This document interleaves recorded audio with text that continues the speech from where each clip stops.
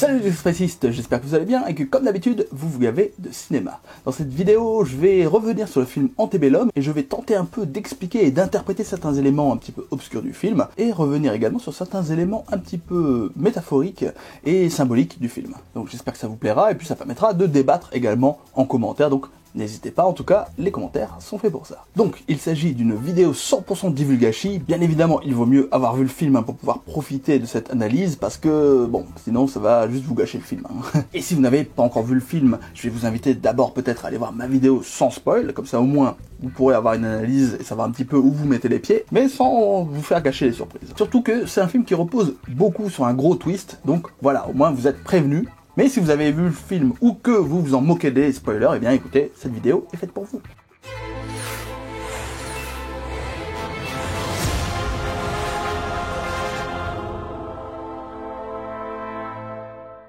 Tout d'abord, je vais revenir sur la signification du terme antebellum. C'est le titre du film, et antebellum, ça signifie avant la guerre, et c'est un terme donc qui désigne la période de montée des séparatismes aux États-Unis, juste avant la guerre de sécession. Et c'est un terme donc qui réfère à un passé historique réel des États-Unis, donc dans le sud notamment des États-Unis, puisque c'était vraiment principalement dans le sud que ce terme était utilisé. Ailleurs, on préfère utiliser le terme de Old South, donc le vieux sud. Et c'est un terme qui peut aussi faire écho à l'antiracisme actuel, puisque l'antiracisme, c'est une guerre idéologique, et donc l'antebellum, ça peut être aussi, donc bellum, hein, avec ce suffixe latin qui signifie la guerre. Il y a peut-être cette idée que ce qui préfigure la guerre idéologique actuelle, c'était une guerre physique, une guerre à l'époque, une guerre entre, notamment ici, les Noirs et les Blancs, mais aussi entre le Nord et le Sud, les États-Unis, etc. Donc avec tout type de conflit. Je vous disais dans la partie avec spoiler que dans ce film, il y avait un côté un petit peu dissonant, et notamment dans la première partie. C'est-à-dire que dans la première partie, on est dans une reconstitution d'époque, une reconstitution relativement fidèle, mais effectivement il y a quelques petits points un petit peu discordants avec la réalité qui font que si on connaît un petit peu cet aspect un peu historique, pour avoir vu même des films, comme par exemple 12 Years a Slave, ou des films comme ça, ou même allez, Django, soyons fous, Django Unchained, où on a effectivement la mise en place d'une plantation et où on va voir des éléments très réaliste quand même, dans une certaine forme de violence, outrancière, etc. Et ici, il y a effectivement un petit côté mise en scène de cette violence outrancière, et un petit côté où il va y avoir un décalage qui va s'opérer avec les nouveaux arrivants, et avec les personnes qui sont présentes, et notamment les esclaves, bien évidemment. Parce que d'un côté, vous avez les esclavagistes qui surjouent un petit peu leur méchanceté, ce côté un peu outrancier là aussi, et vous allez avoir d'un autre côté les esclaves qui, eux, n'ont pas le droit de parler, ça fait partie des règles qui sont imposées. Donc cette règle de ne pas avoir le droit de parler, elle va dans deux directions, c'est-à-dire que d'une part, elle empêche les protagonistes de discuter entre eux et donc de pouvoir s'échanger des informations, mais elle empêche également le spectateur d'avoir des infos sur les protagonistes et de savoir qu'ils viennent en fait d'un monde réel et qu'ils sont dans la réalité à notre époque contemporaine en fait. Et c'est là aussi le côté ingénieux un petit peu du film. Parce que si les personnages esclaves avaient eu le droit de discuter entre eux, eh bien à ce moment-là, ils auraient éventé les secrets. Et comme la construction du film repose beaucoup sur cet aspect-là, sur le sceau du secret, et le fait d'avoir inversé notamment les deux premières parties du film, parce que si vous prenez la deuxième partie du film qui se déroule dans notre milieu contemporain, donc aux États-Unis, mais en tout cas à notre époque, et que vous mettez cette partie-là en premier dans le film, et qu'ensuite vous enchaînez sur la partie où effectivement il y a le rapt de l'héroïne, et ensuite elle est dans ce camp, etc., de reconstitution d'une époque de guerre de sécession, etc., à ce moment-là, le film est beaucoup plus linéaire et fonctionne moins, je pense. Alors que là, le fait d'avoir cette surprise et cette transition de la première partie vers la seconde, là, à ce moment-là, on se pose des questions, et une fois qu'il y a ce kidnapping, là, à ce moment-là, on comprend le twist. Et c'est vrai que moi, je vous dis, quand j'ai vu, donc j'étais dans le lit avec l'homme qui profite d'elle tous les soirs, qui se prend pour le général Lee d'ailleurs, il y a son portable qui sonne, et là, je me dis, mais pourtant ils ont leurs habits d'époque et tout, et là je comprends que l'aspect fantastique, il n'y en a pas en fait, et qu'il n'y a pas du tout de surnaturel, on est dans quelque chose de bien concret, de bien réel, et c'est là aussi où l'horreur psychologique fonctionne, c'est que c'est une horreur qui est réaliste, et où on se dit, waouh, ça peut arriver en vrai en fait, parce qu'il suffit d'un groupe de malades qui a de la thune, et c'est bon, c'est parti en fait. Donc du coup, c'est ça aussi, la peur, elle vient de là en fait. Et sinon, il y a quelques indices qui viennent là aussi suggérer ce petit décalage dans la première partie du film, notamment le fait que quand vous avez la nouvelle arrivante, celle qui est enceinte, eh bien à ce moment-là, elle essaie de parler discrètement à l'héroïne, donc qui à ce moment-là a pris ce sobriquet donc de Eden, et elle essaie de lui parler. Elle lui dit je te connais. Elle nous confie à nous aussi en tant que spectateurs que c'est une leader en fait, parce que elle connaît ses opinions politiques, elle connaît son combat militant à l'extérieur, dans la réalité.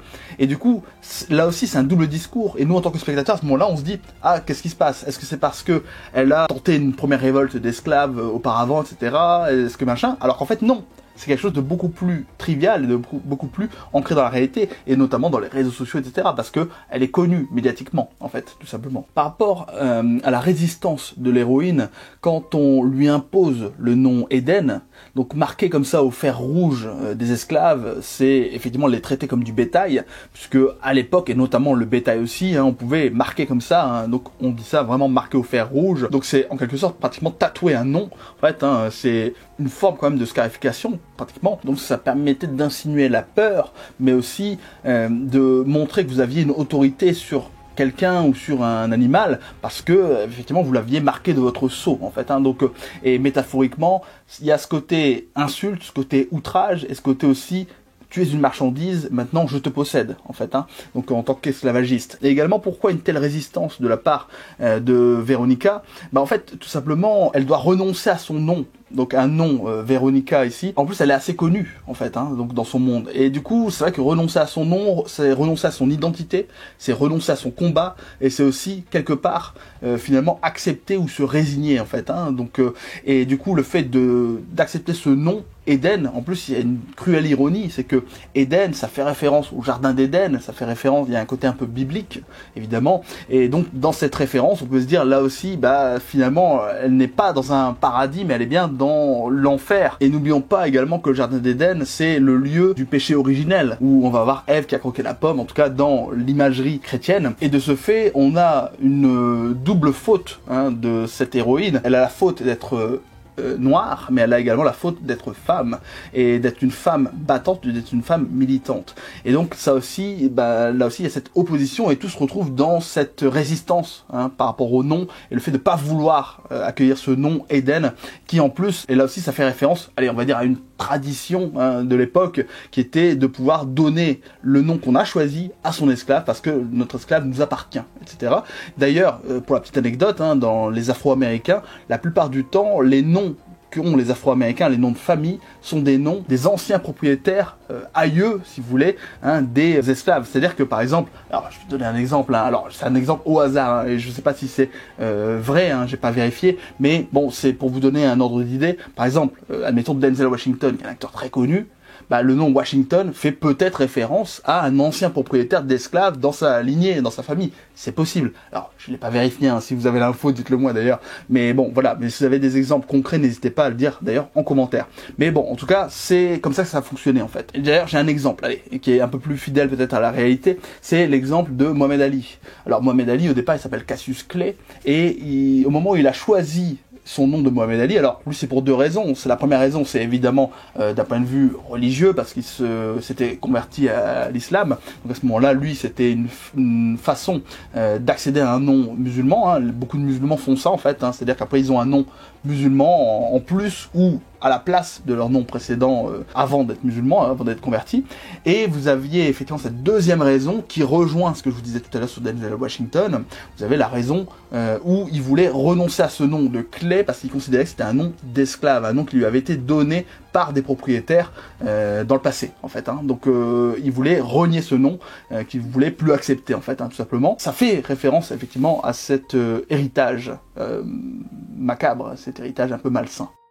Un autre petit élément un petit peu en vrac, comme ça, dans la deuxième partie du film, quand on a cette séquence de l'ascenseur, où vous avez donc le personnage de Veronica qui est en train de rentrer chez elle, dans l'hôtel, elle voit cette jeune fille, elle est habillée avec sa tenue ancienne, typique du 19e siècle, et en fait, elle dit de pas parler, etc. Donc là, c'est assez intriguant parce que nous, en tant que spectateurs, ça nous incite à croire à du fantastique, parce qu'on se dit, tiens, il y a les deux époques qui sont mêlées, etc. D'une façon un peu comme ça directe, un peu frontale. On se dit, tiens, donc c'est une apparition. Il y a un côté en plus un petit peu fantasmagorique dans la mesure où elle est habillée tout en blanc, un maquillage très blanc, et elle a ce côté un petit peu vaporeux d'un fantôme, un petit peu.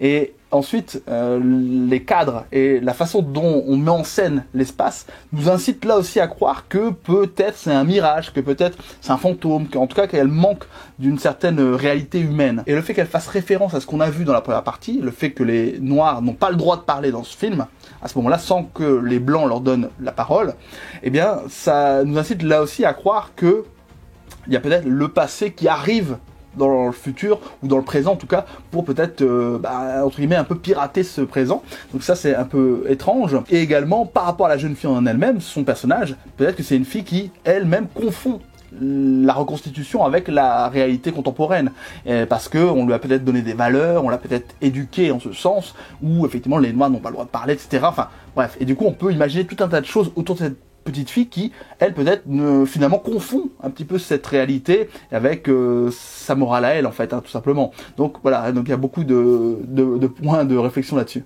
D'ailleurs, j'en profite pour parler un petit peu de la construction du film, parce que ce qui est très intéressant, c'est que dans la première partie du film, quand il y a la transition vers la seconde partie, la première partie, en fait, on la voit au lit avec son agresseur sexuel, et à la transition où elle est encore au lit, mais cette fois avec son mari, dans le temps présent, en fait, enfin, en réalité, le temps présent qu'on voit dépeint dans la deuxième partie du film, c'est en réalité un flashback complet, puisque c'est antéchronologique, en fait, donc à la première séquence. Et c'est extrêmement intéressant parce que on parle de rêve, en fait, de cauchemar, et le mari dit ah, tu fais encore ces cauchemars, machin, etc. Et elle dit oui, ça revient, etc. Et nous, là aussi, en termes de construction narrative, ça nous incite à croire que ce qu'on a vu dans la première partie ne sont que des cauchemars. Et c'est pour ça que ça fonctionne ensuite sur la deuxième et troisième partie, en pensant qu'il y a un côté fantastique. Parce que, est-ce que les cauchemars, finalement, ne sont pas réels? Est-ce qu'il y a une question de déplacement à travers le temps, etc. C'est ce qu'on se pose comme question. Et finalement, on arrive sur des conclusions bien plus réalistes et bien plus triviales, hein, puisqu'on est dans la réalité, en fait, hein, tout simplement. Et ça, on le comprend au fur et à mesure que les éléments nous sont indiqués dans le film. Je voulais revenir également sur la toute fin du film, où on a effectivement cette chevauchée fantastique, hein, de l'héroïne, qui est comme ça avec sa hache, avec son cheval. Alors, tous les éléments nous sont teasés tout au long du film, hein, c'est-à-dire que sa capacité de cavalière, elle nous est teasée, parce que dans le passage du deuxième acte, on a effectivement des photos où on voit qu'elle est une cavalière émérite, donc pas de problème. C'est pour ça qu'en fait qu'elle parvient comme ça à échapper à ses poursuivants, sauf une, puisque elle aussi on voit que c'est une cavalière, hein, donc voilà, donc c'est combat de cavalière finalement.